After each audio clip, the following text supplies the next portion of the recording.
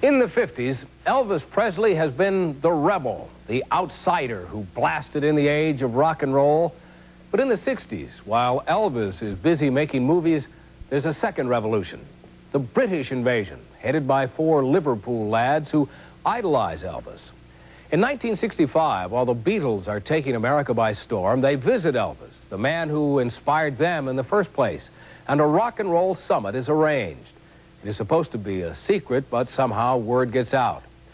It is a night that changes history, and a night that is ominous for Elvis Presley, the rebel, as well. August 16th, 1977. Elvis Presley goes into his bathroom and suddenly suffers a seizure. Perhaps the defining moments of his life flashed before his eyes like so many scenes in an incredible movie. It is 1965, and the Beatles are absolute sensations. The biggest phenomenon since Elvis himself. They dominate pop culture the way Elvis did 8 years earlier, with a #1 single, a #1 album, and a #1 movie, all titled Help. Elvis's current movie, Tickle Me, is a flop, and it's been years since he made a real rock and roll record. Still, there's only one person the Fab Four really want to see while they tour America. And in August of '65, before playing the Hollywood Bowl, they call on Elvis at his gated Beverly Hills home. There was thousands of kids outside the house that got leaked out. There was thousands all over the walls, the fences, everywhere. John Lennon, Elvis Presley. Paul McCartney, Elvis Presley. George Harrison, Elvis Presley. And all of a sudden, the Beatles are walking in the house. And it's like, you know, introducing royalty to royalty. One thing leads to another, and they come in, and the Beatles, being very, very shy people, were sitting there, and nobody said anything. And they're just staring at him now. There's a moment of silence. As a matter of fact, it was a long moment of silence. So finally, Elvis sits there, and he's nervous, and the Beatles are sitting there, and they don't know what to say. Finally, he just looked at him, and he said, "Hey, look, if y'all are going to stare at me all night long, I'm going to bed." I'm going to bed, man. Yeah, I was kind of hoping we could sit around and talk, maybe about music, maybe even jam. Jam? And when he said that, they just went nuts.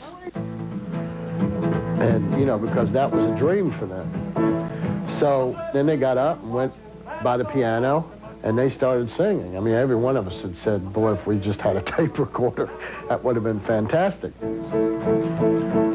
ain't got no magic, but I sure got a long way to go.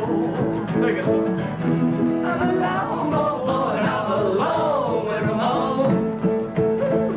I'm a long boy, and I'm a long way from home. On the surface, it appears to be a light-hearted jam session. But the Beatles are painfully aware of Elvis's decline as the king of rock and roll. John Lennon is the Beatle who finally breaks the ice on this touchy subject.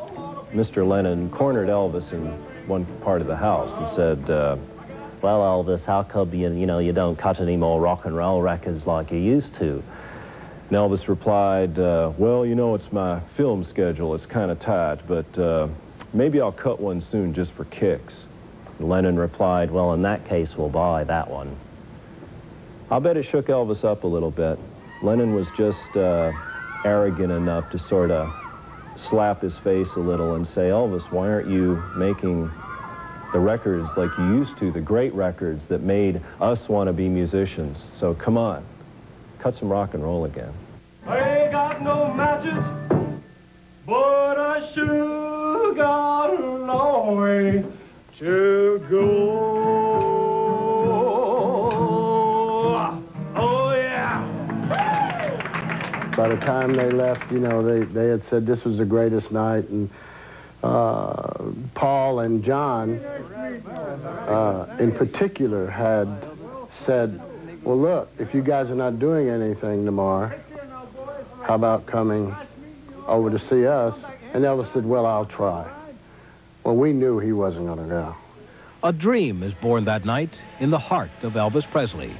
A burning desire to get back to his rock and roll roots. It will take him 3 years to realize that dream. And by then, there will be other complications in his life